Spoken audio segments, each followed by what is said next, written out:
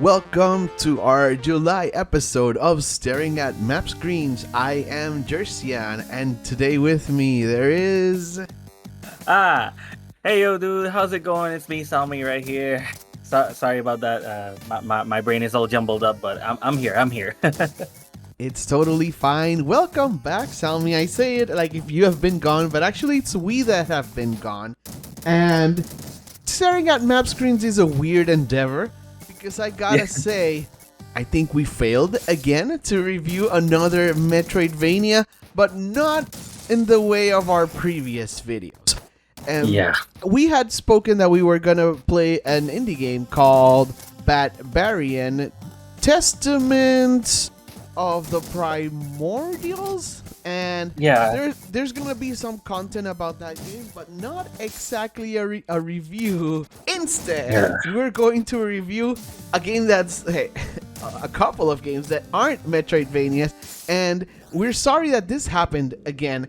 There are other games more closely tied to Super Metroid and Castlevania Symphony of the Night that we will definitely 100% review, but the games that we brought today, as you can see from the title, are not your typical Metroidvanias. They're different styles of games, but they do bring an element that I've been wanting to play with Salmy. They are procedurally generated, and there are very good procedurally generated Metroidvanias, but that will come in the future.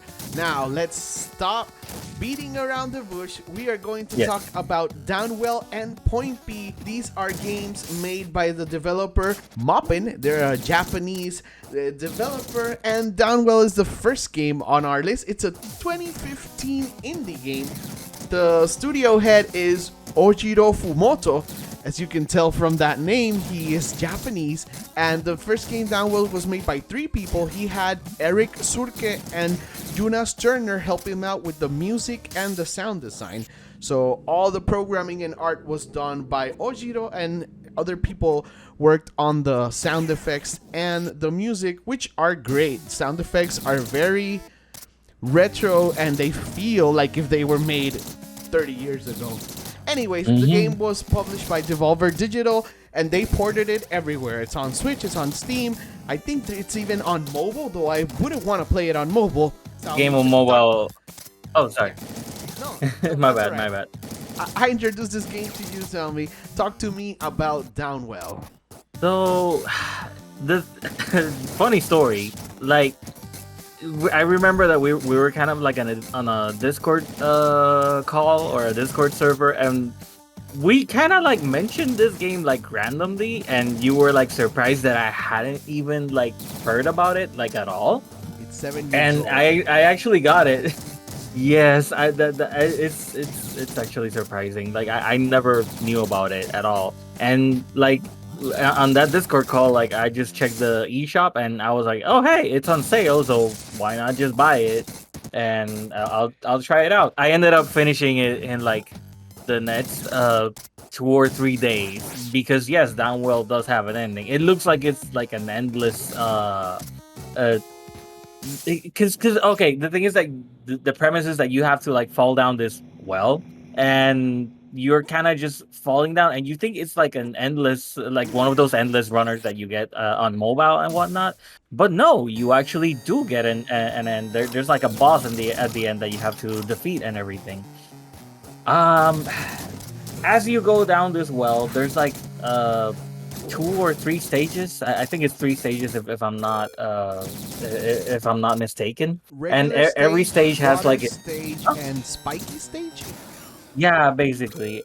And like besides the water stage, then I guess it's 4. It's 4 because after the water stage, there's like another one where it's kind of like the floor is lava, and you have to like jump around a bunch of debris that is falling down, and that's kind of like what you use to jump around and like reload the gun that you shoot downward, because you kind of like have a gun in this game, and your legs are your gun basically, because you don't really have like a physical gun. You're just shooting from your legs. It makes no sense. Just don't question it. Just go with it. Okay. Yeah. I guess you haven't read up on the game, so let me just clear that up. Yes, please. Enlighten me, There's please, because I have no idea. the main character, which is nameless. He wears Bayonetta style gun boots, and they're capable of shooting bullets with different power, speeds, and intensity, and they can even become laser boots. But that's the reasoning. They Yes. are triggers on the shoes, so that's what makes them Mhm. gun boots. In the same way that if you take a gun handle and meld it to a sword, it's somehow a gun blade. A That's gun what sword. that's what they did with those boots. Oh, We gave them to America, yeah. and they gave them back with guns.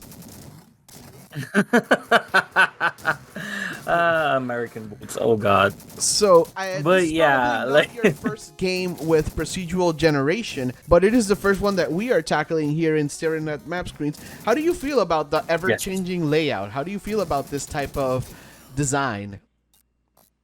honestly, I actually like it because the thing is that every playthrough it's like different. It's not like you're gonna have the same map over and over and you're just gonna play and oh it's gonna be the same thing. Like no. Yes, it might be the same enemies. Yes, you might expect like the same power-ups from the shop and whatnot, but when to expect all of that happening, that's where it's like gonna be completely different. Because like oh you might have like a stage where you get a shop like really like at the very beginning of the stage to set an example, but then the next stage there is no shop. You just gotta go down you just gotta go down the well, no pun intended, I guess, I don't know. But yeah, you just gotta go down the well and just see what the well gives you, like because as you're descending there's also like every stage has like different sections, and when you pass one section and go to the other you can get like a free upgrade. Even those free upgrades can be random, are completely randomized with each playthrough that you go through. So no one run is gonna be the same as the other. Like you're just gonna have to like go in the game and figure it out as you go and as you're descending the well basically. That's And correct. I And actually like that. Uh, a lot of people think or oh, hear procedural generation and they think it is chaos. They think it is very random, and the game is random. There are mhm. some things that are just dice rolls and the configurations will change, but it is a very controlled Yes. chaos. This game, you're not Hmm. gonna see the boss suddenly in stage 1. You're not gonna see the more advanced enemies at the beginning, so the difficulty will scale up as you descend.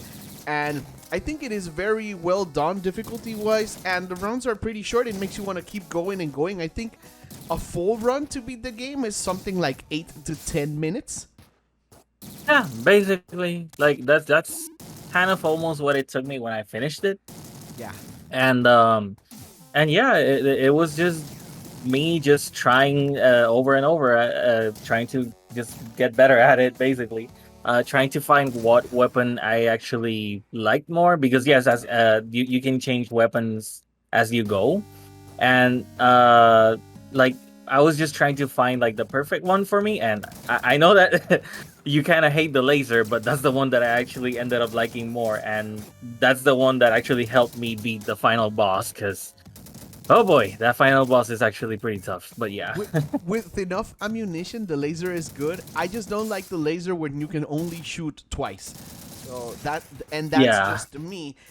We haven't mentioned that the game is has a striking art style. It is black, white, and red, and it is very easy on the yes, eyes. It sounds like it's gonna be destroying on your eyes, but if you don't really like the black, white, and red, you can unlock other palettes. And there is a Game Boy-esque palette, more like a gray and green, like the old school yes, 1989 Game Boy. And there's also one that if you really want to destroy your eyes, it has Virtual Boy yeah, aesthetics. It is a black and red, and that one I do not recommend. But if you don't like no, the main one, there are others that are easier on the eyes, like a green one and a blue. I think it's an aqua one. So the game's art style is simple, but all the animations are pretty fluid. The enemies are easy to see. You only need to see an enemy once to understand what it does. And mhm, the game doesn't get super annoying or it doesn't get overwhelming. So Downwell, it may be a short game. This may be a smaller review in length, but it is a game that we liked, and I would recommend. Would you recommend this game, Salmy? Yeah, I actually would. Like, even though it's a short game, there's a lot of stuff to unlock. So there's a lot of replay value at the end of the day. And hey, like we said, it's procedurally generated. Yeah, that word. Like it kind of like generates as you go. But yeah, the so like I said, like no run is gonna be the same as the last. So that also incentivizes you to let me try another run. Let me see how far I can go on this next run. So yeah, I wholeheartedly recommend it. It's definitely my jam. And sometimes I just like randomly put it on the Switch and I go like, I feel like playing something very simple today, and it really scratches that itch of like, okay, I don't want to play something super complicated today. Let's just go for Downwell. So yeah. Yeah, and it's a great trend. This is another game we're not gonna talk about, but Downwell is a $3 game, and you said you got it on sale. It's like, damn, this $3 games that are brilliant are. It doesn't happen a lot, but it does happen, and I think it did happen last December with Vampire Survivors. Not a game we'll review, but just saying that it's in that same vein, and that's pretty cool. So, moving on from Downwell, if all of our thoughts are complete, Moppin it has another game that actually came out this year. We're reviewing another 2022 game. I cannot believe it. I thought we would only play old games, but this is a 2022 game, and it is called Poinpy. This time, Moppin developed, and it was published by Netflix. It is a weird game that you can play on iOS or Android, but you can't just buy this game. It is not free to play. It is included with your Netflix subscription. So if you do not have a Netflix subscription, like a Netflix login, you cannot play this game. And some people have had trouble finding it on the store. If you can't find it within the Netflix app, just go to the App Store and type Poinpy Netflix, and then you will be able to download the game. But be warned, it will ask you to log into your Netflix account in order to play it. So Poinpy is basically reverse Downwell, and you are traversing up. This game does not use a D-pad. It does not require the precision that we enjoyed in Downwell, but it is not a lesser game, not by any means. It makes full use of the touchscreen, and you are picking up fruit and making it into juice for this monster. You have a jump. You can bounce off the walls. There are different objects on the walls, like an escalator type vine, and there's also a move where you can hit your character with, well, it's in midair, and it will do a Mario butt stomp. Yeah. So that's Poinpy, and it is very colorful, totally the opposite of Downwell in art style and gameplay, and I liked it a lot. And it is also by Moppin, this 3-person studio, and I wanted to bring it here so we can include it into our Downwell review. Give us your thoughts, Salmy. How far have you progressed? What are your combos? Did you like this game? Was it easy, difficult? I honestly, I really like this game. I can't say if I liked it more than Downwell, but yeah, just like you said, this is like reverse Downwell. Instead of going down, you're going up, and yeah, it's just a little bit more complicated because you're kind of like collecting fruits as you go to like mix them and give them to this monster. But there's like a catch, and it's like if you land on solid ground and you don't have the amount of fruits that the monster is kind of like asking for, you kind of like ruin your combo and you have to like start over basically. And there's like a timer to it, and if you don't get the juice on time, the monster gets like really pissed off at you and pretty much burns you. So there's like a little bit of, I would probably even say that there's a little bit more skill required for this one than for Downwell, because it is a little bit harder for me at least. It took me a little bit more time to get used to the control. We are D-pad and jump button people. That just means we're old. Yes. But I think younger kids or people that play more on touchscreens would do better at Poinpy than we did initially. And you said that you get hurt. if the timer goes out, and like similar to Downwell, you have a life bar. You can only get hit 2 times at first. As you progress, you'll get more hearts and you'll get more jumps. But even in the UI, in Poinpy, you will see a little heart, and the little heart is destroyed when you are hurt. In Downwell, it's even more retro. It's just a bar, and it says you have 5 out of 5 hit points, 4 out of 5 hit points. So I like that contrast where one goes fully modern in its art style in UI, and the other one goes fully retro.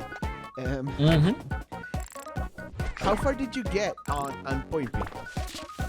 I really haven't gotten that far. Like, if anything, I probably got to like a second stage type of thing, but that's pretty much as far as I've gone. Like, the good thing is that as you play the game and you keep on playing more and more, you get like more levels, and sometimes you can get even more hit points, so that you can play the game for a little bit longer.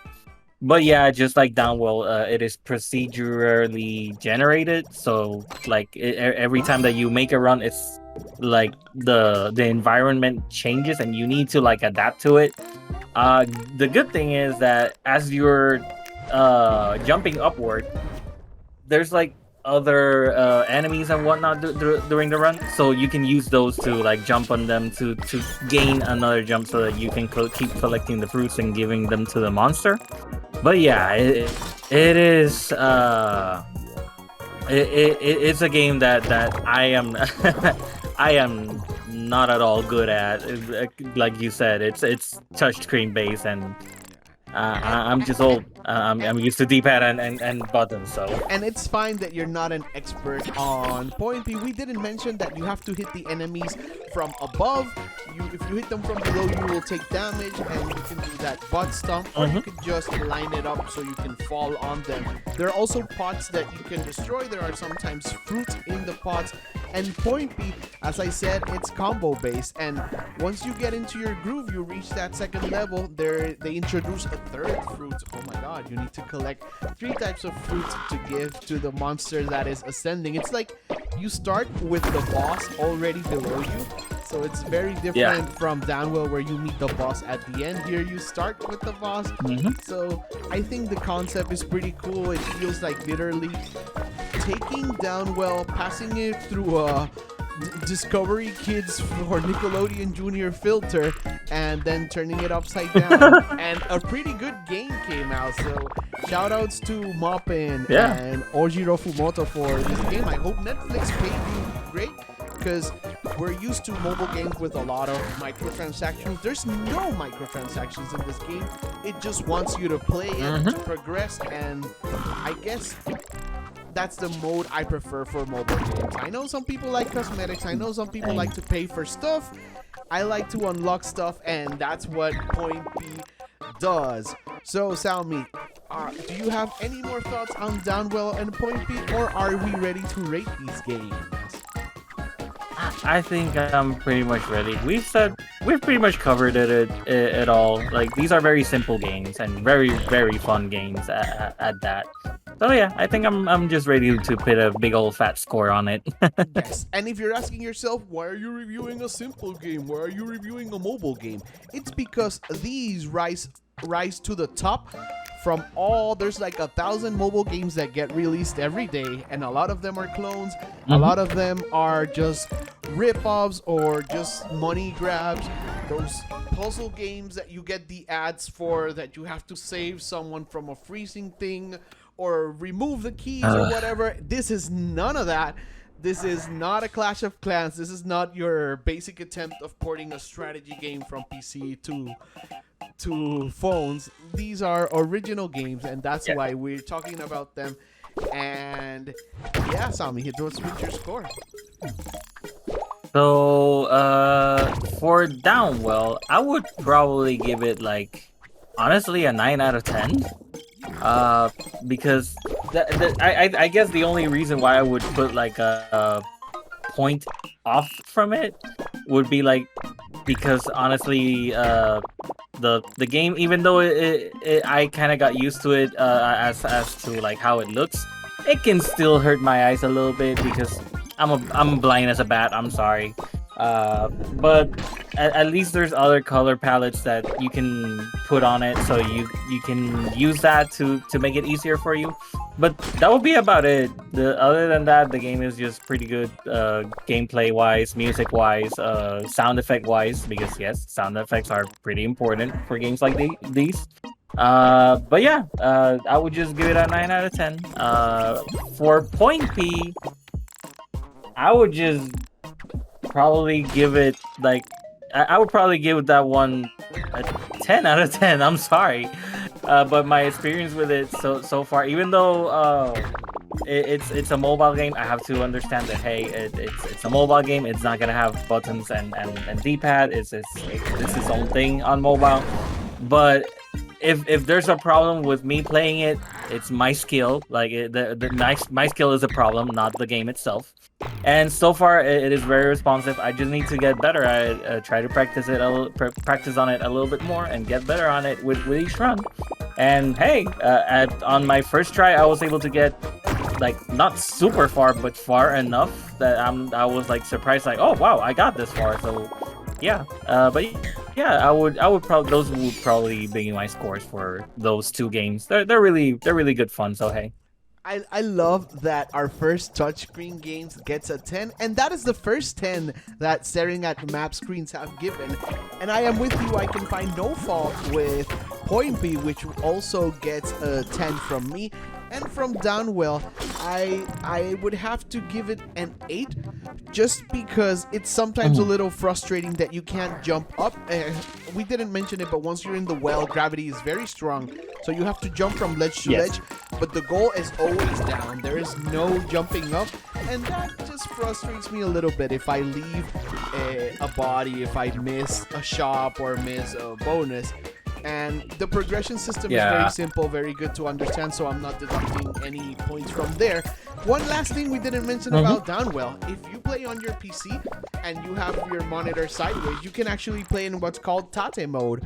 In old Japanese arcades, there are some games like Galaga that instead of widescreen, they were widescreen but flipped 90 degrees. And the Switch has Tate mode too, so if you have the flip grip, or if you just want to lay it down on a how do you call it? Lay it down on a cover and take out the Joy-Cons or play with a Pro Controller, you can play it in that Tate mode, which is pretty cool. Anyways, as I said, we are both giving Poinpy a 10 out of 10. Salmy gave Downwell a 9, and I gave it an 8. We are Staring at Map Screens, and you can find us on Twitter, here on YouTube, and we'll be back next month with hopefully a proper Metroidvania. Hopefully, please. I apologize, but like we've sort of tried to find a really good one to cover, but these past two, they've gotten on our nerves. But yeah, the big ones are coming. Don't worry. Thank you for being with me here today, Salmy. See ya. Yes. Sure thing.